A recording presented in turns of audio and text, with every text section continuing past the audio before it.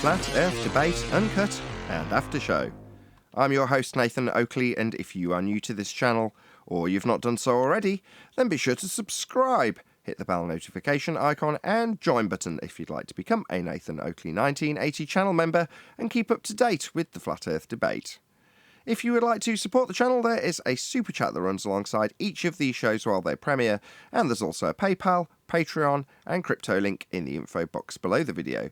Speaking of Patreons, I'm going to do a quick shout out to all of you who do support me on Patreon. So a massive shout out of thanks and appreciation to Retro Bill, More Books, Cannabear, Fibre Oats, Bogey, Michael Kahn, Rob H, Ben White, Maximum Gravy, John Kays, Patrick Gunnels, Banter, Will Brax, Mel B Styles, Troy Shuker, Hairy Blade, Morale Max 777, Neo the One, Rob W, Open Minded, Reese Pound, Del West Watson, Maria Neelands, Unbelievable Productions, Blue Ridge Ranger, The Real Gabster, Liam Nedrick Jr., Abraham Mohammed, Adrian Quintana, Skeptic936, Life is Short, Texas Mike, and David Wayne Foster.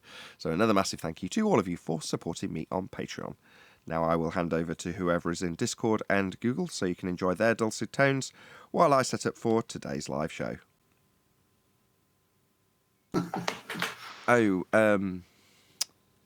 What did I call it? Surplus Globe Surplus Globe Burgers. Yeah, that was really good. That's, I don't have the tools to do that, but that's exactly how, in my mind, I imagined it being shown, and he did it. So that's awesome. Yeah, I'm at home quite a lot at the moment, so to take my mind off, pain, I do videos and put a fair bit more effort in, just because I'm, I don't have any choice. Where I should be doing other household duties, I'm not. My wife's having to take up that slack for me.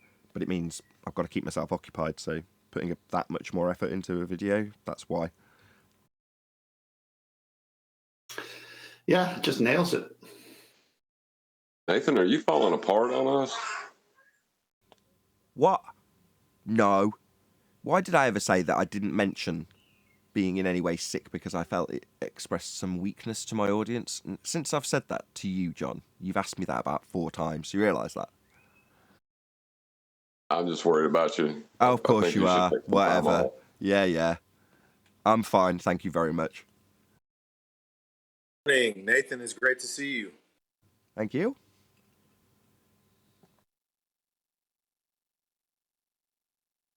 I agree. Good morning, Neil. I can only see Nathan's name. I can't see the other panel members behind that. So good morning to all the other panel members as well.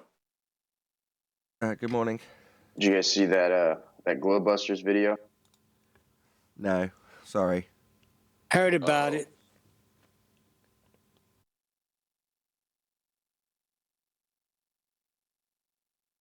Didn't QE rip that apart? Well, tell us about it. What are we talking about? Oh, it was Ken Wheeler talking about flat Earth topics and stuff with was it? I forget the dude's name, Bob or something, and Jeranism. And I don't know. I mean, it sounds like he's in agreement. Yeah, they're all with the incoherent dielectric acceleration nonsense. Gas goes down and goes boom, boom. We know that.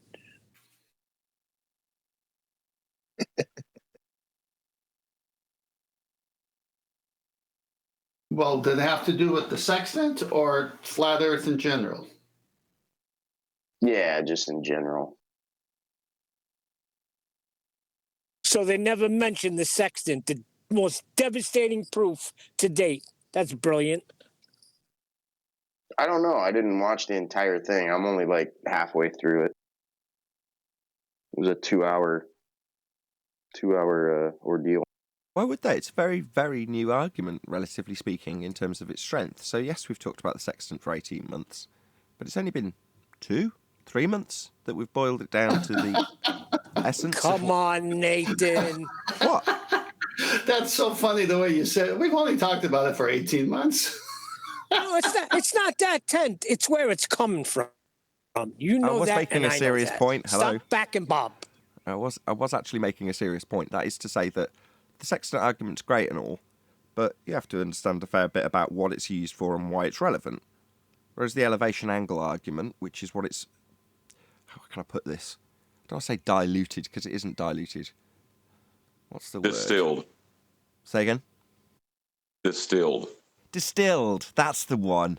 I was going to say refined, but distilling is a better word. I like that. The argument's been distilled down into the elevation angle argument from the sextant argument. So while I was like, oh, it's only been 18 months, I wasn't being sarcastic. I was actually being dead serious, which is to say someone might come across that argument and go, yeah, I can't be bothered learning it. It's just too much to take on board why it's relevant and how it's relevant. As soon as you say you can only measure an elevation angle off a flat plane, that's the distillation of the argument. And it's miles better. But that's only been a couple of months, Neil. So No. The first time I brought it to your attention, I said it's an angle measuring device, and an angle is two straight lines meeting at a common point called a vertex, and you can't get an angle from a curved baseline from the very beginning. It was you could never achieve it. Yeah, so it was right there at the beginning. Sure, and when you distill something, the essence of what is in the end product is always there to begin with. That is not what I'm suggesting. Obviously, it would be there, or we couldn't distill it.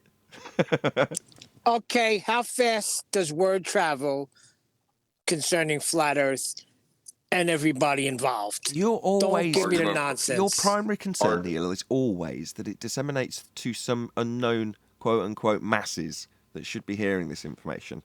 And I don't know, I've never looked at it in the way that you perceive it should be looked at. But you always ask it from that angle.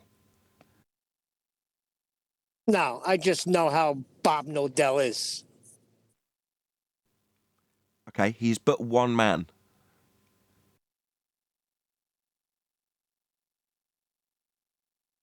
Okay, anyway, I said I'm changing my ways, so I retract all of that. Okay. Well, the most interesting part about this whole, I still hate calling it an argument, is that there's no controversy to the statement that you need a flat plane to acquire an angle.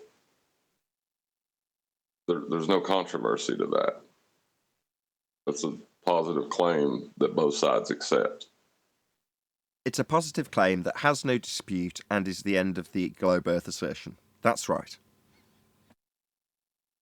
That's what I mean, so why wouldn't that be hammered first? Hey, look what they got over here. This totally destroys the globe Earth and is total proof of flat, level Earth. Well, the distilling process takes time, Neil, like in the same way that it took time for everybody on the panel to fully comprehend what 10th was laying out and bring it down to its basic part that proves it's a flat plane. Other people aren't privy to that, so they just don't know what they don't know. Exactly.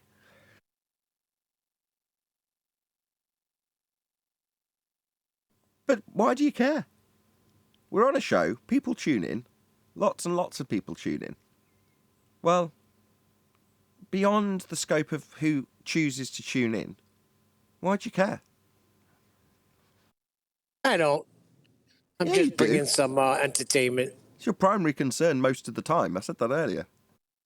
Yeah, to bring some entertainment. I couldn't give a shit, really, what Bob thinks. That's just so untrue. No, I'm being serious. There's obviously a level of admiration there, based on the concern and care that you ascribe to Bob. How much other people are bothered by him as well. So me bringing this gives some material, let's say. Gone, fresh grown flowers. Yeah, I threw up something in the chat. It really shows like what you guys are talking about, man. I was arguing with somebody yesterday and let them know that water's measurably level when it's at rest.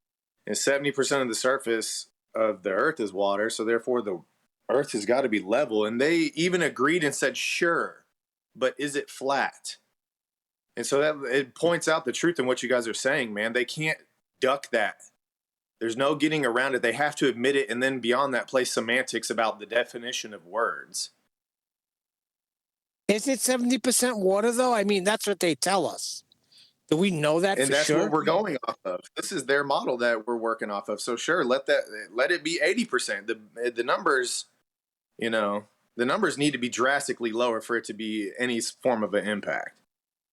When they say once you get your altitude to be true with the corrections, you minus it from 90.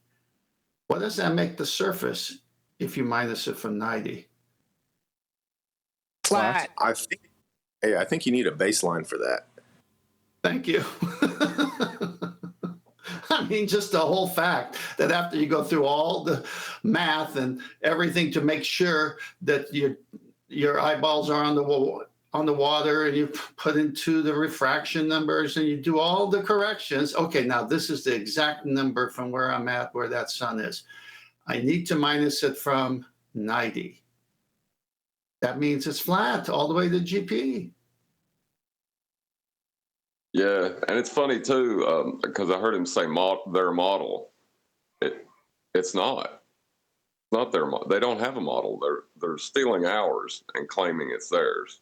It's such a twisted part of the argument, because back 5 years ago, people were demanding a flat Earth model while they held up a flat Earth model. And Crazy. Another flat Earth model in false dichotomy. So check out my claim to be heliocentric, aka globe model, which was derived from angles to Polaris, aka a flat Earth model. And you need to compare your, might not be claimed as but your also flat Earth model, claimed to be a sphere projection on a flat map, and put the two against each other. So the whole time, from 2015 to 2020, we were essentially arguing with two flat Earth maps against each other, because they were both derived from the same exact angle off a flat plane to Polaris, backing away from it 1 degree every 60 nautical miles. Is it 60 nautical miles? 69. 69, yeah. No, 60 nautical miles, statue 69 miles. I thought I was right the first time. 1 degree every 60 nautical miles, or 69 statute miles. That's correct. And some people, high-ranking people, will not even debate a flat earther unless they come with a model. Well, John's done away with that problem now, hasn't he? Because John has essentially said, yeah, you can give me a model, ascribe whatever model you like to me and I'll defend it, and then you can use your model. Why? Because your model, being the globe who's going to come and demand that we held up false dichotomy flat Earth models that are actually derived from flat planes, unlike their globe model which they'll held up, which is also derived from a flat plane. Amazing. It's game that's over. why I was saying. Go on, John. I was going to say, that's why I said, we'll have to defend a model and you can even choose mine. It's kind of like a double entendre. Well, yours is going to be flat. Theirs is going to be flat. What do you think the winner's going to be in that scenario, Neil?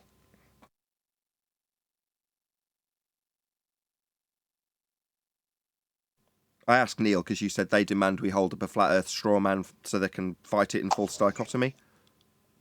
We're going to win. It's an easy win. The Earth's flat. The models that they want to fight about were derived from a flat plane. That's correct. There is no fight, actually, if you think about it. There is no debate, like John says.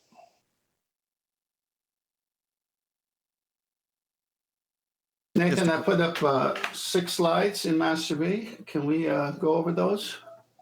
Hey, John, you Astronomy for... an enlightening. Oh, God. Astronomy for astronavigation? Is that what you're talking about?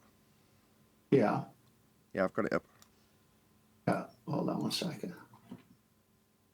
All right. So this is one of my books by Jack Case. And go to the very next slide. It's the back of the book. Jack Case is an experienced navigator who became a teacher when he left the sea. He taught navigation not only to seafarers, but also to students of mathematics, geography, and astronomy. An ideal introduction to astronomy and astronavigation. 163 letter-sized pages packed with full-color illustrations, detailed diagrams, and clear explanations. This book focuses on those aspects of astronomy that are essential for a complete understanding of astronavigation, a must for sailors, navigators, nautical colleges, and navigation tutors. Teachers and students of many other subjects, including geography and mathematics, will also find this book interesting, entertaining, and very informative, the only book of its kind. Next slide. We go to the page where we've seen this diagram before, and he's talking about dip correction. Dip, a correction has to be made to allow for the height of the observer's eye above the horizon. This is known as dip. Consider the diagram below. O is the observer's position on the Earth's surface, and E is the position of his eye. We can see that as the observer's height of eye is raised above sea level, his visible horizon dips below the true horizon, and so the altitude measured at E becomes greater than that measured at O. Dip is the error caused by the difference and has to be subtracted from the sextant reading. Now, I'd like to comment here. On previous shows, we've said that that circle, which they want to call a sphere, is a surplus to requirement. It's the dingleberry that doesn't belong. And yet they've got this E going down to a visible horizon on a almost like a slope, downhill slope. Now, no one at sea could even attest to this diagram as being anything real. Whereas the true horizon and O and E are seen at sea, but you never see this visible horizon. Go to the next slide, please. Here's a picture of a gal holding a sextant, orthographic view, and you can see that it's flat. There's no falling away that you can see from a side view. Let's go to the next slide. Here's a gentleman with the opposite side view. I don't see no visible horizon falling down. And then the last slide, the sextant view, the way you see it. I don't see that falling away. I don't see dip to the visible horizon on the dingleberry. I see that I'm maybe 15 feet, 20 feet above the surface of the ocean, and I've got to exercise the dip function to get my eyes on the water so I could have a 90. That's it. Excellent. Just a couple of questions. When it says that it's got a minus, is it true horizon? They have several names for this. But you've got a true horizon, right? And you've got a visible horizon. That's two horizons, isn't it? Correct. How many horizons do we actually have? One. So when they say you've got to minus off the visible horizon which is dipped away from you, we don't see that visible horizon. It doesn't exist. It's the geometric horizon. This horizon, at a tangent point to a globe Earth, only exists in maths. It certainly isn't visible. What is it, no Atmo day? No, we don't have a geometric visible horizon. We only have the true horizon. We only have one.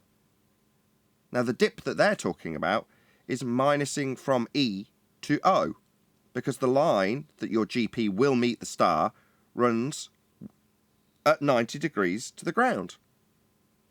That's what the actual dip correction does. Certainly nothing to do with the second horizon we don't see that we debunked in 2020. We only have one horizon.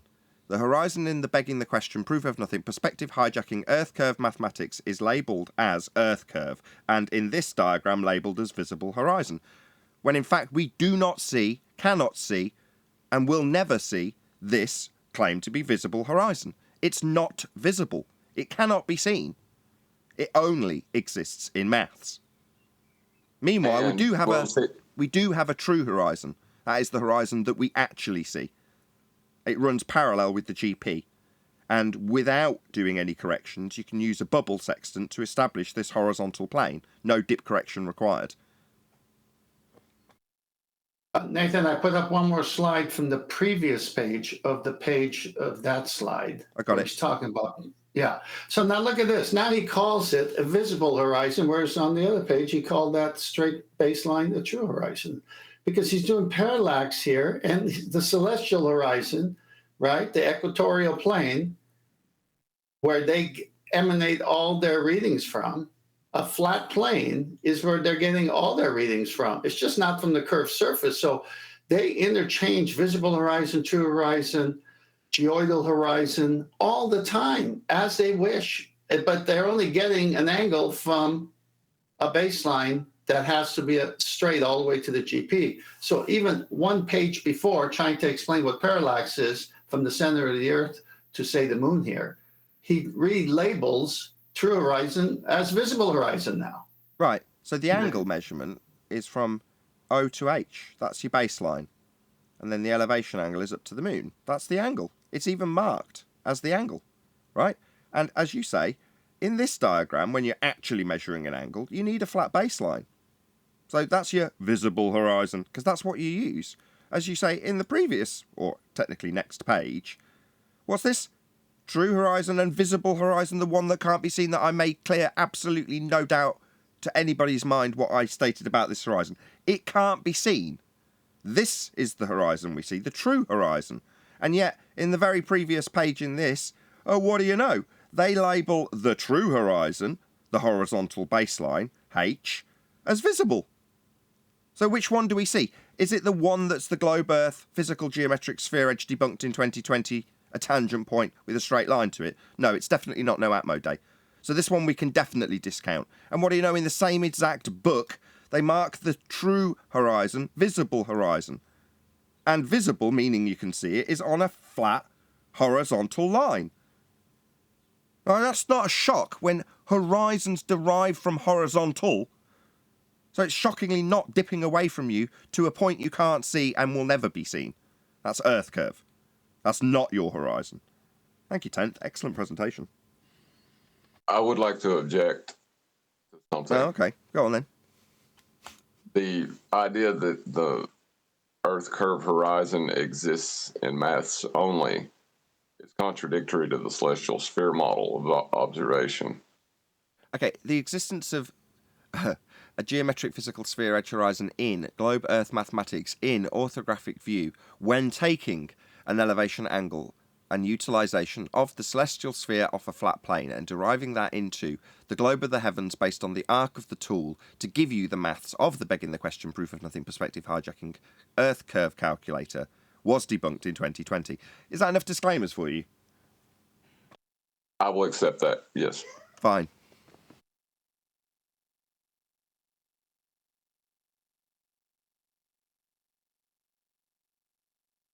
No, I just think it's funny that there is no maths for Earth curve.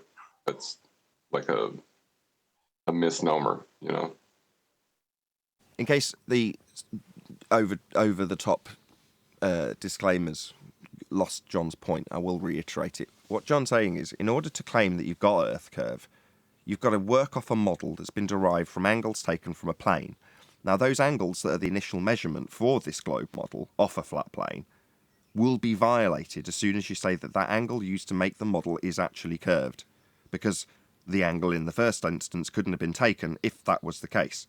So when John says that violates the celestial sphere model to assert that there is Earth curve, is to suggest that the horizon's bending away from you at 8 inches per mile squared and negating the ability to measure the angle to Polaris to devise the model. That's correct. Well said.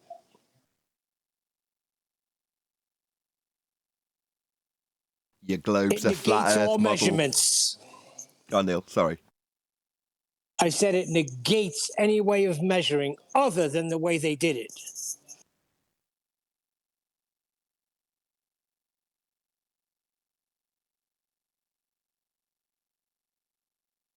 Yeah, I wanted a catchy title for that video we discussed right at the beginning of this pre-show, because in technical terms, I suppose the hijacking of a flat Earth model and turning it into a globe is quite boring. But in that video, utilising their current rebuttal to the measurement of a flat plane then used on a globe model argument, which is useless. It's turned the hijacking of the model into an interesting story of how you go from one to the other. And once it's there, how you've then got to blag getting an angle to make it work from the centre of a sphere, which is actually the celestial dome, if you want to call it that, off a flat plane. So it's an interesting story because it is actually the story of how the globe took a flat plane and made it into the curved Earth that the Western world currently think they're standing on. It's a fascinating story.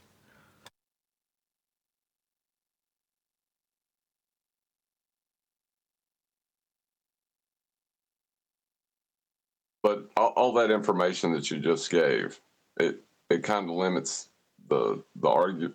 What if you could call it an argument? I don't think it's that anymore. It's, you require a flat plane to make an elevation angle measurement, and if you're going to assert any claim on top of that, it can't be contrary to the celestial sphere model of observation.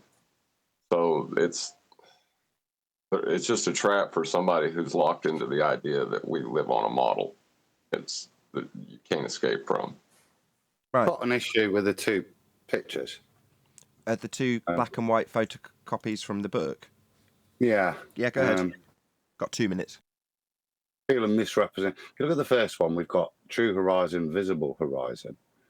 And they take that. And then you look at the second one, and they're trying to introduce celestial horizon. Appear to be taking the observer's eye literally to the surface.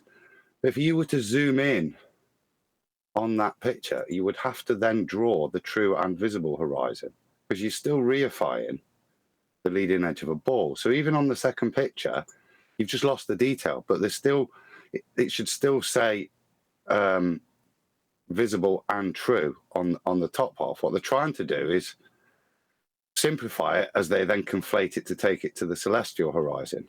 And in doing so, ignoring that there is a visible and true in their world and then a celestial. But they're removing one by pretending there's no altitude on the observer.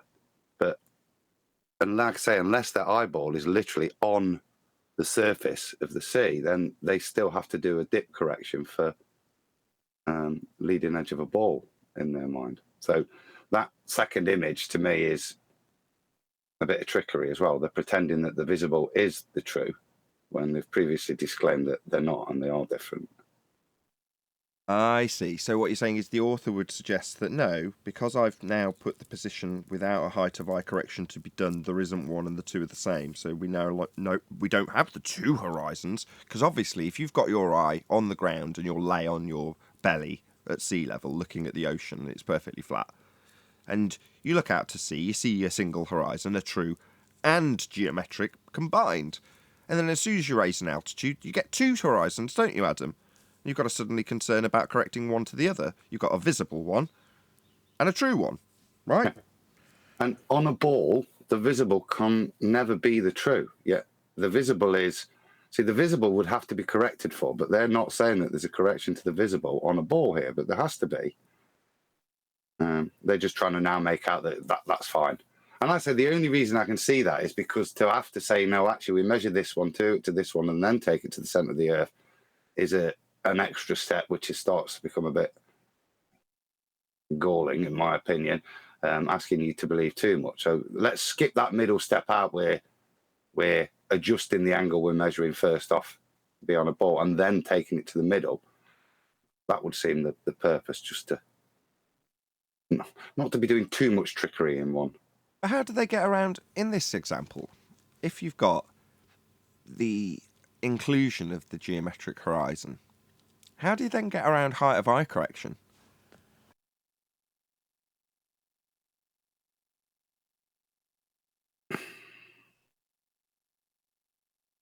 Well, they can't, because then they reify the edge, don't they?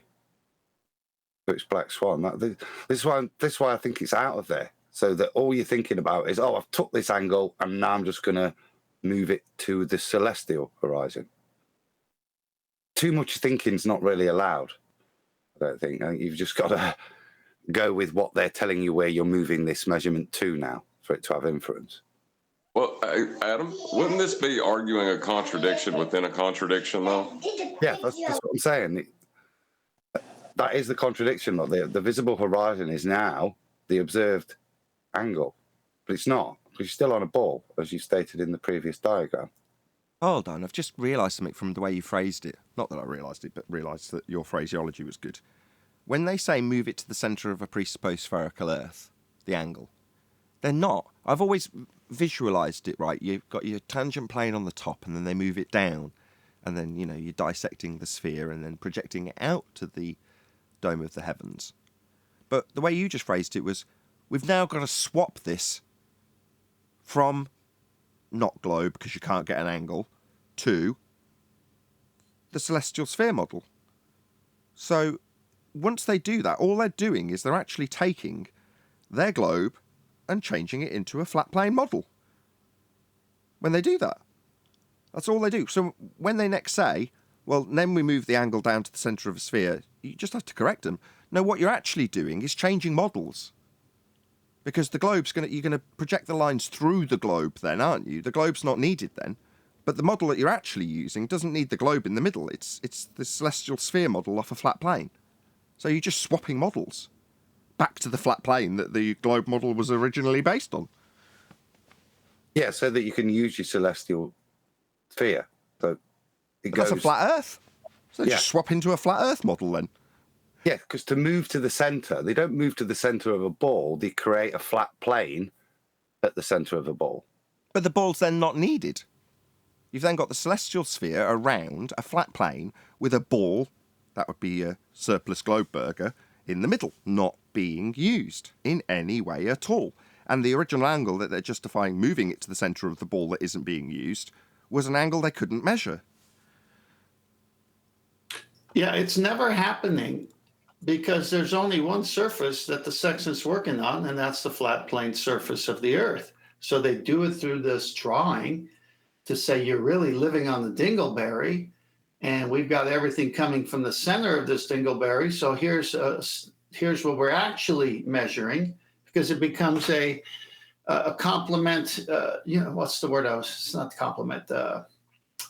Where the angles, if sunlight comes in parallel. So they go into that whole sunlight parallel to say it's the same angle whether you did it from the surface or you did it from the center. They just bring in that extra surplus burger that's not necessary. It's being measured off of one surface and only one surface only. There's nowhere to take it after that.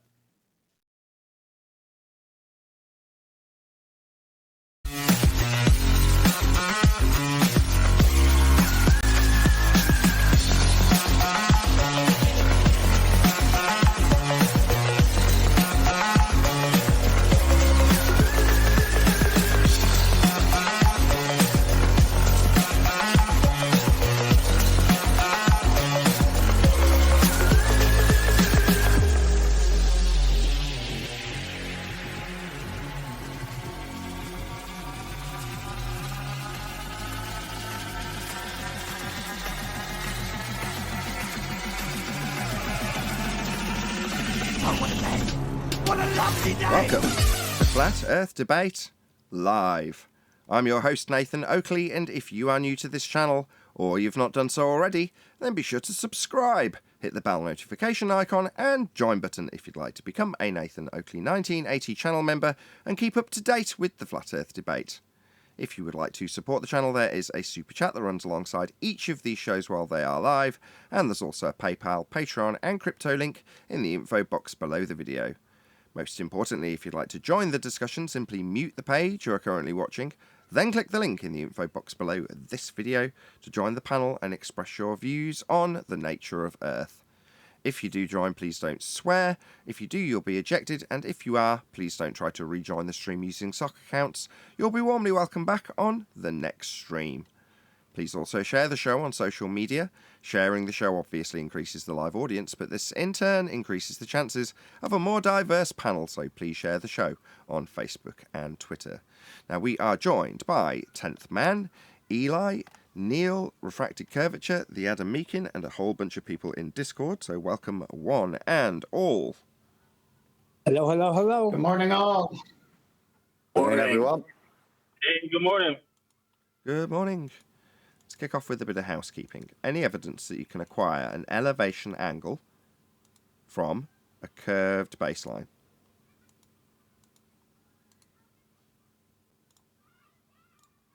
I think, as we discussed in the pre-show, no. Angles require two straight lines. Any evidence of a physical geometric sphere-edge horizon formerly known as the curve of the Earth?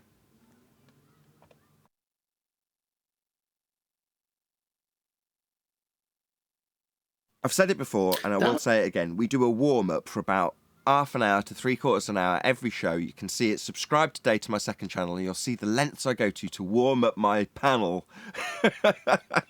Discord I gave up on years ago. It's the silence. I was Got Neil with his scratchy mic straight through the top of me while I'm saying this, of course. Great because start you to the talk, show. we tell you all the time too. It's the silence that's deafening, Nathan. Yes, indeed. It falls under a surplus horizon, just like a surplus dingleberry. There's an answer I can work with. We only have one horizon, and the horizon in the begging the question, proof of nothing, perspective, hijacking, Earth, curve, calculator was geometric before it was debunked by the Black Swan. We only have one horizon. It's the horizon we use to establish horizontal with. How'd they do that? They can do it with a sextant.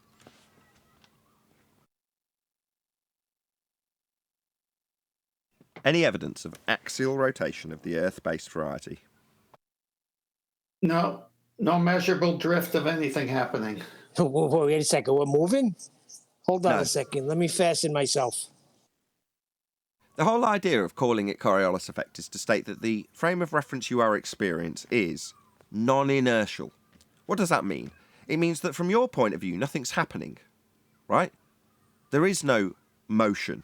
You and the platform that's claimed to be rotating or a roundabout are as one. Therefore, if you look at the ground on a roundabout as you're spinning, nothing moves. Your feet are firmly planted on the roundabout. You're not moving with relation to the roundabout. It's a non-inertial turning reference frame. Now, the reason it's described that way is because the effect you're about to describe from that reference frame is an effect that doesn't really happen. So as you turn on a reference frame that you are as one with, you see something that's not part of that, from your perspective, non-inertial turning reference frame, and you see something in an inertial reference frame. That would be to say, a ball thrown over the top of the roundabout that you are spinning on. Now, when you look from the ground at your feet firmly planted on something that definitely isn't moving, it's non-inertial. And you look up at the ball that's tossed in a straight line over the top of the roundabout. That ball is in what's known as the inertial reference frame and travels in a straight path. But because you turn underneath the ball, the path of the ball looks like it takes a curve. It doesn't really take a curve, it just looks like it curves because you observe it as you turn underneath it. Now that effect, that not actual deflection, the not really happening curve you see, is called Coriolis drift. That is what that effect is known as. The effect of you seeing something seem to curve because you turn beneath it. Now, as I stated, it's an effect that doesn't really happen, only seems to because you're turning beneath something. Now, recently, and on yesterday's after show, subscribe today to my second channel to catch the uncut and after show if you're not a member, we discussed Wolfie, who made it very explicitly clear that he and his plane had to correct for drift when discussing Coriolis effect. Now, as detailed, with a roundabout and a ball tossed over the top of it, the drift is not actually happening. The ball in my example travels straight but looks like it drifts. It doesn't actually, it just looks like it. And my concern is that there are pilots out there under the misapprehension that they need to correct for something that isn't really happening. Now, I'd like to appeal to my audience. Maybe if this is on the replay and I'm in the audience myself, I'll set a little poll. Is it a concern to you as an audience member if you got onto a plane and had a little chat with the pilot and he said, I'm going to correct for something that doesn't really happen? Would that concern you? Because it would certainly concern me, and I've already done a little questionnaire with my panel, and a couple of them agreed that that would concern me. If you're correcting for things that don't really happen, then that's going to put people's lives at risk. I think it's a very genuine concern.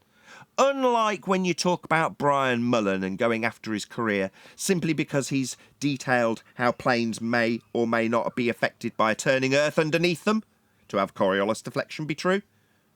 Now, that's nothing to do with his work. But flying a plane, on the other hand, that's definitely something that you need to get a good handle on whether or not you're going to be correcting for this not actual drift that this pilot says he's correcting for. So I may do a straw poll. I may ask the chat, maybe if I just do it with a 1. Would you, as a member of the audience, get onto a plane knowing full well that the pilot is going to be correcting for something that literally is not happening? Would you be okay with that? Press 1 if you wouldn't care that he may be moving the plane and manoeuvring the plane in reaction to something that literally isn't happening. Would that concern you? If so, press 2. If not, press 1. Tell me from the chat if that's a concern to you, getting on a plane knowing that the pilot's going to correct for something that literally doesn't happen. Let me know. Should we move on from Coriolis while we're taking a straw poll from the live audience? Any other comments on Coriolis? I just wanted to ask one more question. So then you could say that it's an optical phenomenon, right? Because it's really not curving, but it appears like it's curving, correct? Yeah, it just looks like it's curving only from the point of view of somebody on a roundabout turning underneath. You can only observe Coriolis if you're on a non-inertial turning reference frame, like a roundabout with a ball tossed over the top, separate to the roundabout which you are part of. Observing it look like it's drifting. That's the only way to observe Coriolis effect.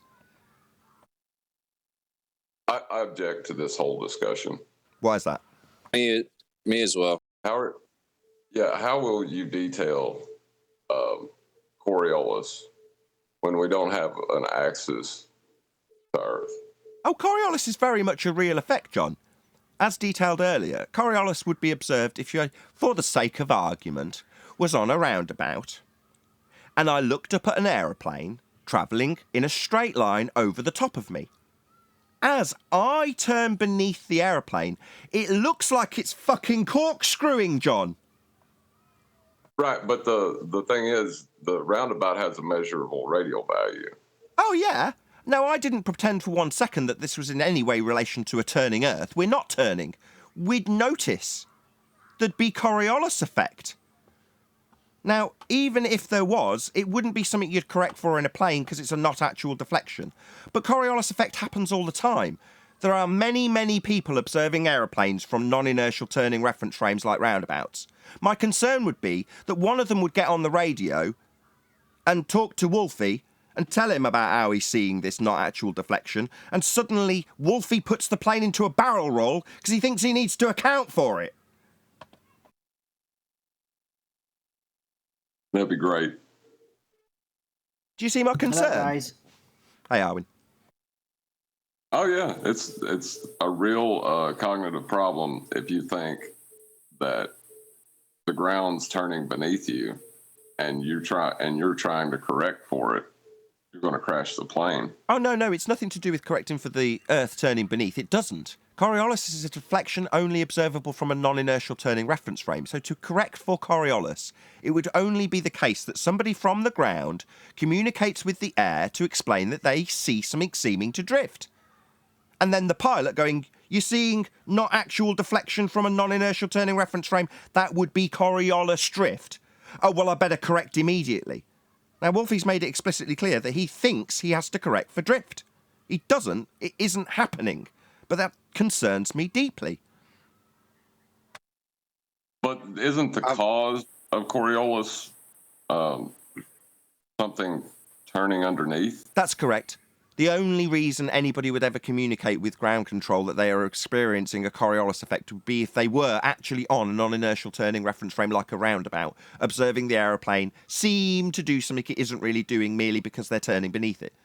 Now, obviously, Earth isn't turning, so nobody's ever going to experience a plane drifting in the air because they're turning beneath it. That wouldn't happen, and if it did, it would shorten the flight times. Obviously, anything travelling to the east would have a shortened flight time. That does not happen. Neil To the deGrasse west, my bad. Tyson says it does. To the west. On screen, look. Go on. Coriolis force in north-south football stadiums always deflects field goals to the right, east for north kicks and west for south kicks. So there's a bold claim from a high priest there. Just want to give this Bobby Powell a shout-out. Neil, I have a serious question for you, sir. If football seems to deflect because of the Earth's movement, then that would mean then that the Earth and the atmosphere are separate reference frames. If that's true, then why doesn't this happen for planes, helicopters, drones, etc.? Nicely done, Bobby Powell. Precisely. That is the very essence of the argument. If it is claimed, as it is claimed by Neil deGrasse Tyson, that from the stands observing a football, in an inertial reference frame travelling straight will seem to deflect because essentially you and the ground move beneath it. Now, from your position, watching it, it looks like it takes a curved path. It doesn't actually curve, it's the ground turning beneath it. That would be two separate reference frame and a claim of Coriolis drift. That would be you seeing the ball seem to take a curved path because Earth turned underneath, as is the claim. And as this commenter has pointed out, if Earth has two separate reference frames to cause a not actual deflection of a football as you observe it from the stand and the Earth is claimed to turn underneath, then why doesn't the Earth turn underneath aeroplanes, shortening their flight times? If it was the case that Earth turned underneath the football, it would also turn underneath the blimp filming the game and the aeroplane travelling over the stadium.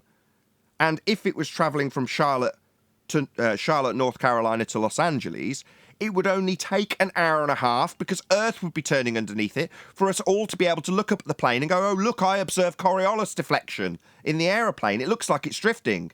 And the man next to you nudges you and goes, no, it's not really curving. It's us on Earth turning underneath it that's shortening that flight from 5 hours to 1.5. Said nobody ever because it doesn't happen. Earth is not turning underneath aeroplanes. And it's not turning underneath footballs either. It's just claimed to. Total nonsense, it would shorten flight times. And your hot air balloon would take off and have a different continent come to it. Because Earth would be turning underneath it. Earth doesn't turn underneath anything. Anything else on Coriolis effect? Thank you, Adam. Have you seen this on screen? So the next one, look, this is March 2020. Funny... blah, blah, blah, blah, blah. Here's why. Enjoyed the Black Swan. Tales of Unara. So we think we're not getting out there. I've never heard of these people, but they're trolling Neil deGrasse Tyson with BLM, whatever, 69's Black Swan vid. Shout out. Awesome. Love it. I love it. I love the fact that it hasn't been censored away from that chat thread. Brilliant. Huh. There was a time, Nathan, I remember, that they had a lot of people believing they could see Coriolis happening right in front of their eyes. You can. Just go on a roundabout, chuck a ball over the top. Coriolis observed. Easy. I mean, of the actual Earth turning.